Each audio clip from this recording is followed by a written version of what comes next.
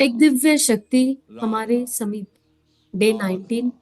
आइए राधा मातृत्व भाव से राधा प्रेम की उस दिव्य शक्ति को राधा अपने निकट अनुभव राधा करें। हम राधा माँ के प्रेम में पूर्ण राधा रूपेण डूबे हुए। माँ राधा का दिव्य प्रेम हमारे राधा अस्तित्व को, हमारे राधा अस्तित्व के कण कण को राधा कुछ इस तरह स्पर्श कर रहा राधा है कि राधा हमारा अस्तित्व कहना भी राधा अनुचित लगने लगा है। राधा हम माँ के ही हैं, राधा माँ के ही थे, राधा माँ के ही रहेंगे, राधा और वो माँ पूर्ण रूपेण राधा इस देह से जीवंत राधा जिएगी। ऐसा भाव करें। राधा गुरु चरणों को राधा स्मरण करें राधा और इस चिंतन को राधा आगे लेकर जाएं।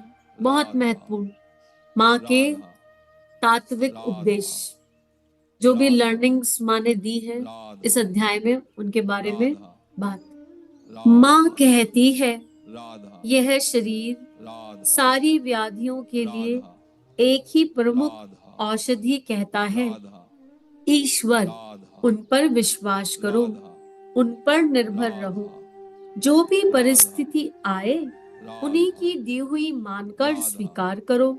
राधा जो करो उनकी राधा सेवा मानकर करो। राधा सत्संग करो, राधा प्रत्येक श्वास में राधा उनका स्मरण करो राधा और उन्हीं के सानिध्य में रहो। राधा अपनी सारी राधा समस्याएं उनके हाथों में राधा सौंप दो, वे राधा सब संभाल लेंगे। राधा कोई समस्या राधा शेष नहीं रहेगी। राधा यह जो उनकी राधा संरचना है उन्हीं के राधा विधान के अंतर्गत है, राधा उनकी राधा विद्यमानता से है।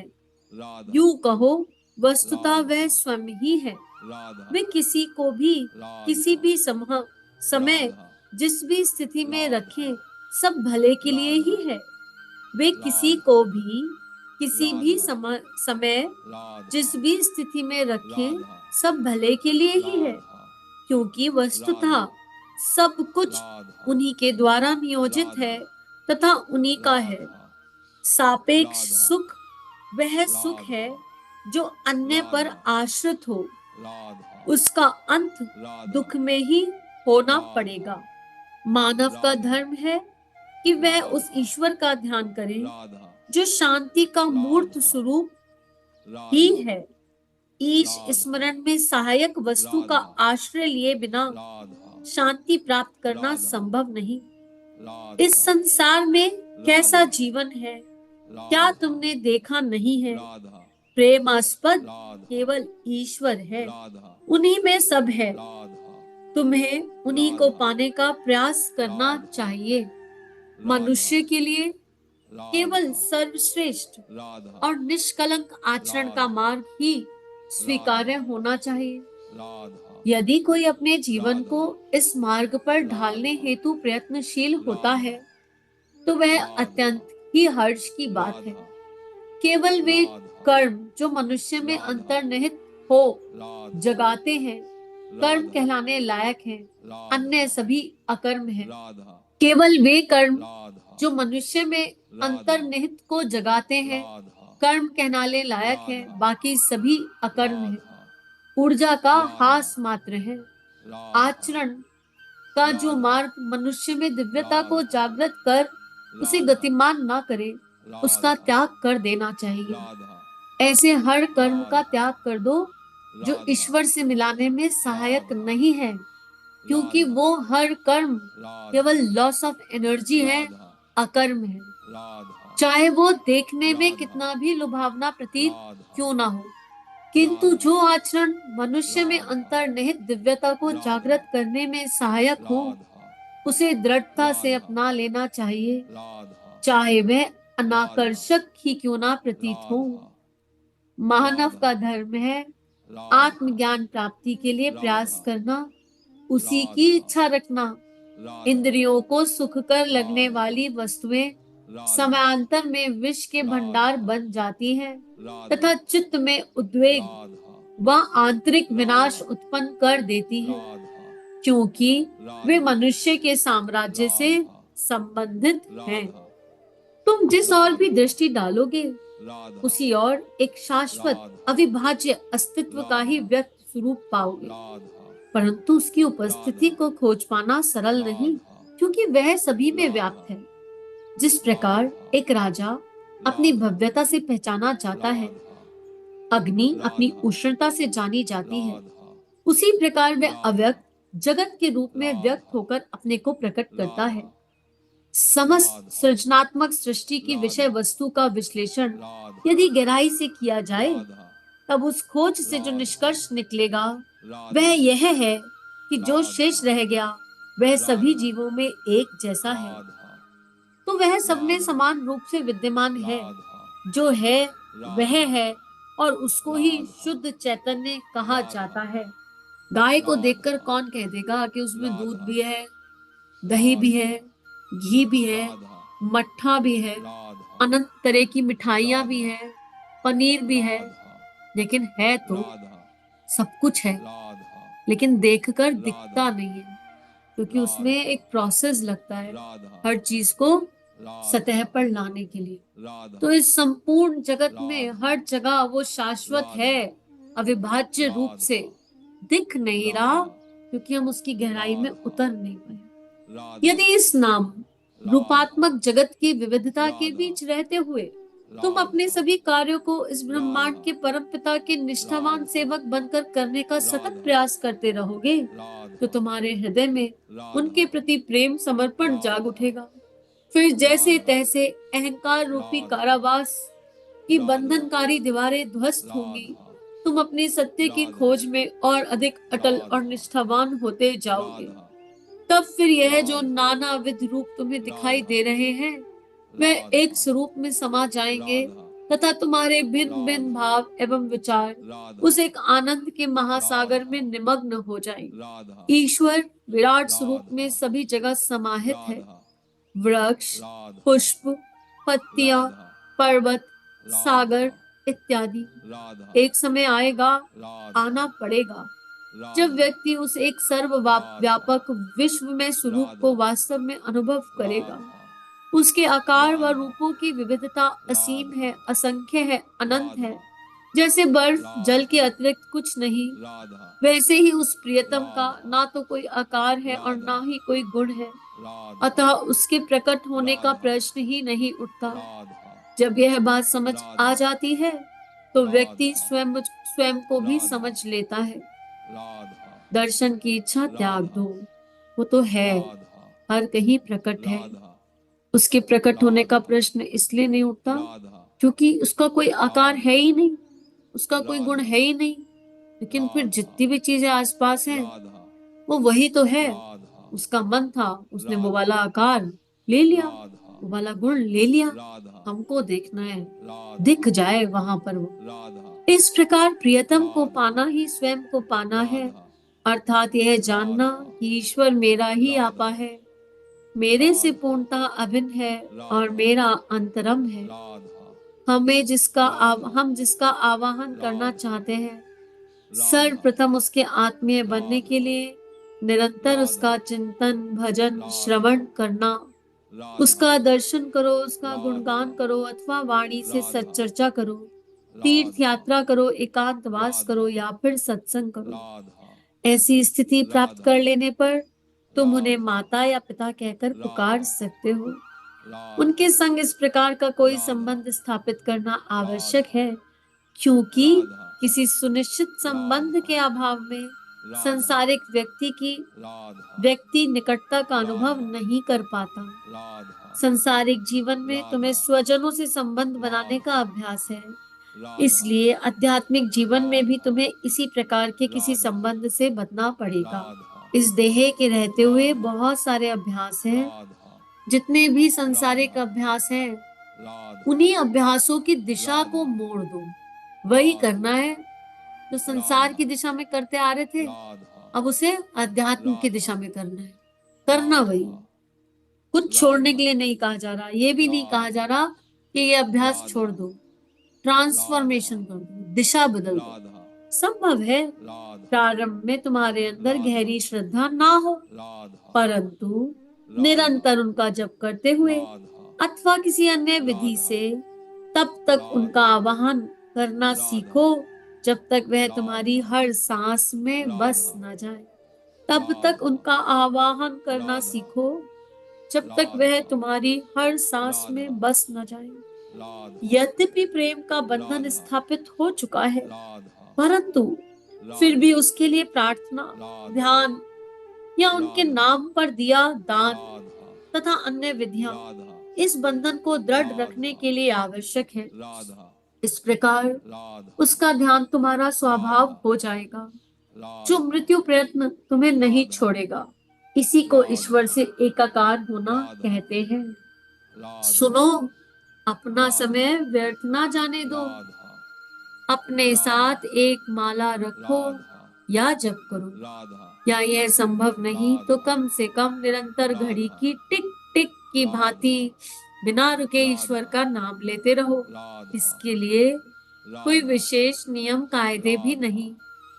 जो नाम राधा तुम्हें अच्छा लगे राधा उससे अधिक उसी राधा उसी से अधिक समय तक उसका राधा आवाहन करना अच्छा होगा। राधा यदि तुम थक भी राधा जाओ या तुम्हारी रुचि ना राधा भी हो, तो भी दवाई राधा की भांति ईश्वर का नाम लो। राधा इस प्रकार राधा किसी शुभ घड़ी में राधा तुम मानसिक जपमाला को राधा जान जाओगे। तब राधा फिर अपने राधा भीतर अविरल राधा अविरल संगीत की भांति राधा उस ईश्वर की स्तुति राधा निरंतर सुन सकोगे, राधा और तुम्हें धरती, आकाश, राधा सागर और राधा स्वर्ग भी उनकी महिमा से राधा गूंजते सुनाई देने राधा लगेंगे।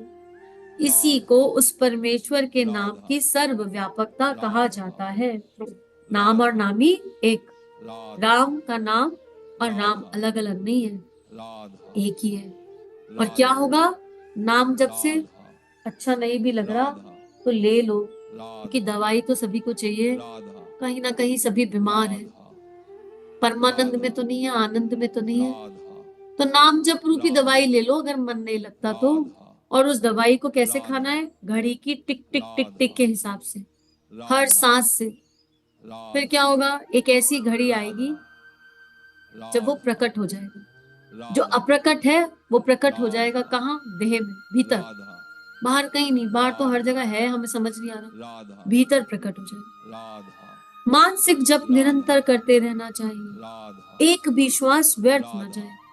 जब भी कोई विशेष राधा कार्य नहीं हो, तब राधा व्यक्ति को सांस की लय से नाम राधा जप करते रहना चाहिए। राधा वास्तव में तो जप का सतत राधा अभ्यास इस प्रकार चले राधा कि वह श्वास राधा प्रश्वास की भांति हमारे लिए राधा एक सहज प्रक्रिया बन जाए। राधा शास्त्र अध्ययन राधा व ज्ञानप्रद ग्रंथों का अध्ययन राधा अत्यंत महत्वपूर्ण है। राधा सदा सत्य वचन बोलो, राधा सदा राधा सत्य वचन बोलो। राधा ध्यान रहे, राधा भगवान का नाम स्वयं राधा भगवान का ही एक रूप है। राधा उसे अपना अभिन्न सहचर राधा बना लो। पूरा प्रयत्न राधा करो कि उनके बिना राधा एक क्षण भी ना रहो। राधा जितना अधिक तीव्रता व राधा निरंतरता से राधा उनके सानिध्य में रहने का तुम्हारा राधा प्रयास होगा, राधा उतनी ही तुम्हारी प्रसन्नता व राधा निर्मलता में वृद्धि होगी। राधा जब तुम्हारा चित्त खाली राधा हो जाए तो कोशिश राधा करो कि वह भगवान की राधा उपस्थिति, उनके प्रति राधा सजगता व उनके चिंतन राधा से भर जाए।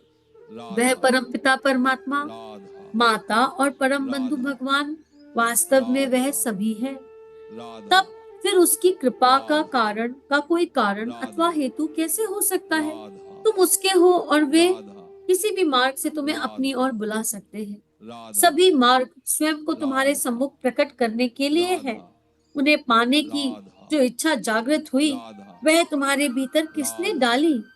इस इच्छा राधा की पूर्ति के लिए तुमसे राधा प्रयास कौन करवाता है। राधा अतः तुम इस राधा निष्कर्ष को समझने का राधा प्रयास करो कि सभी का राधा मूल स्रोत वही है। राधा ये जो इतने सारे धर्म अवेलेबल राधा हैं, इतने सारे रास्ते अवेलेबल हैं, राधा ये परम पिता की असीम कृपा है कि कोई राधा रास्ता तो प्रवर्त मन राधा को जम जाएगा, प्रवर्त राधा मन को अच्छा लग जाएगा। राधा ये इसलिए नहीं है कि हम इन राधा रास्तों में मतभेद और मन राधा भेद करने बैठ जाएं, कौन राधा सा सही कौन सा गलत, ये हमारा राधा काम नहीं है। पहली राधा बार कब भगवान की याद आई थी, राधा क्यों आई थी, किसने राधा दी थी वो याद, कैसे राधा आई थी। तो मूल राधा में वही है, उनका प्रेम अकारण राधा है। बिना किसी कारण राधा के उनका प्रेम बरस रहा है। तो राधा हम ये भी ना सोचें कि राधा किसी जन्म के बहुत राधा दिव्य कर्मों का फल राधा मिल गया कि भगवान की प्राप्ति राधा हो गई। हमको नहीं पता हम राधा क्या करके आए, पर इतना पता राधा है कि उस परमात्मा राधा का अकारण प्रेम बरस रहा राधा था। और बस राधा उन्होंने राधा हमारा इतना चिंतन किया, इतना राधा चिंतन किया इतना चिंतन किया कि टेलीपैथी हो गई और हमको भी लगा इस दिशा देख ले चलकर। तुम्हारे भीतर जो भी शक्ति है, निपुणता है, बल्कि तुम स्वयं भी, सब कहाँ से उत्पन्न होता है और क्या सभी का लक्ष्य है? अज्ञान के आवरण को नष्ट कर उसी एक को पाना नहीं है? जो कुछ भी विद्यमान है उसका स्रोत केवल वही है। तो फिर तुम्हें अपने को जानने का प्रयास करना चाहिए। क्या तुम अपने एक भी श्वास के मालिक हो? वह चाहे तुम्हें अंश मात्र भी आभास कराता है कि तुम कर्म करने को स्वतंत्र हो, पर तुम यदि ये समझ पाओ कि इस स्वतंत्रता का उपयोग उसकी अनुभूति के लिए करना है, तो वही तुम्हारे लिए लाभदायक होगा। आज के चिंतन की सबसे खूबसूरत ब्लेसिंग, मनुष्य कर्म करने के लिए स्वतंत्र है, ये सत्य है। निर्णय हमारे ही होंगे, क्योंकि अभी हम विलय नहीं हुआ। लेकिन हमको ये समझना है कि इस स्वतंत्रता का उपयोग हमें कहाँ करना है। उस परम की अनुभूति को पाने के लिए इस स्वतंत्रता का उपयोग करना, बस यही मानव जीवन का एकमात्र उचित धर्म। परंतु यदि तुमने अपने आप को ही कर्ता मान लिया और भगवान को कहीं दूर मान लिया, तो इस प्रतीयमान दूरी का कारण तुम स्वयं अपनी कामना पूर्ति के लिए करते हो, तब वह अनुचित कर्म है। तुम्हें सभी वस्तुओं को उसी के व्यक्त रूप में देखना चाहिए। जब तुम ईश्वर की सत्ता को पहचान जाओगे, तब वे तुम्हारे सन्मुख दयालु अथवा कृपालु अथवा करुणा, जिस समय तुम्हारी श्रद्धा होगी, उसी के अनुरूप स्वयं को प्रकट कर देंगे। जैसे कि उदाहरण के लिए विनम्र के समक्ष वे विनम्रता के प्रभु बन जाएंगे। प्राण शक्ति से ही चेतन तत्व जड़ पदार्थों में व्याप्त होता है। प्रत्येक प्राणी जब तक जीवित है तब तक श्वास लेता है, और जब तक श्वास है तब तक जीवित रहता है, नहीं तो मृत हो जाता है। प्राण के माध्यम से ही जड़ पदार्थ में चैतन्यता आती है। कामनाएं तथा मन की चंचलता प्राण को दूषित करती हैं। प्राण में कोश स्मरण करने योग्य। कामनाएं तथा मन की चंचलता प्राण को दूषित करती हैं। अतः मैं जगत जननी तुमसे कहती हूँ, नाम जप के साथ साथ श्वास के प्रति एकाग्रता का अभ्यास करो। यदि प्राण व मन स्थिर व एकाग्र हो जाए, तब मन उस अनंत में विस्तारित हो जाएगा और ये सभी वस्तुएं उस सर्वग्राही एक में समाहित हो जाएंगी। यदि प्रत्येक श्वास प्रश्वास में भगवान का स्मरण करोगे, तो तुम्हारे प्राण, मन व शरीर सभी का शुद्धिकरण होगा। तीनों शरीरों का शुद्धिकरण हो जाएगा। भगवद स्मरण करते हुए श्वास लेने से उसकी कृपा का संकेत अवश्य मिलेगा। आत्मा, परमात्मा साधारण बुद्धि से परे है, किंतु वह ईश्वर निश्चित ही हमारे लिए हमारे प्राणों की भांति हमारा परिचित है। यदि व्यक्ति अपनी ध्यान साधना में श्वास प्रश्वास की लय का सहयोग ले ले, तो उसकी साधना शक्ति में तीव्रता आएगी। अतः व्यक्ति को नित्य प्रति एकांत में ध्यान मुद्रा में बैठकर अपने चित्त को अंतर्मुखी करते हुए श्वास की लय के साथ तनाव से रहित होकर सहज जप का अभ्यास करना चाहिए। इस प्रकार दीर्घ काल तक अभ्यास करने से शरीर स्थिर तथा भगवान नाम व श्वास एक रूप हो जाएंगे। साधक को अनुभव होगा कि वह स्वयं समस्त ब्रह्मांड को व्याप्त करने वाली उस महासत्ता का ही अंश है। जय जय माँ, जय जय माँ, जय जय माँ। इदम श्री सद्गुरुवे नमः, इदम श्री सद्गुरुवे नमः, इदम श्री सद्गुरुवे नमः। राधा राधा राधा। हमारे YouTube चैनल को सब्सक्राइब कीजिए और बेल आइकन पर क्लिक कीजिए ताकि आने वाली सभी वीडियो की नोटिफिकेशन आपको मिलती रहे। आप सभी को बहुत बहुत थैंक यू।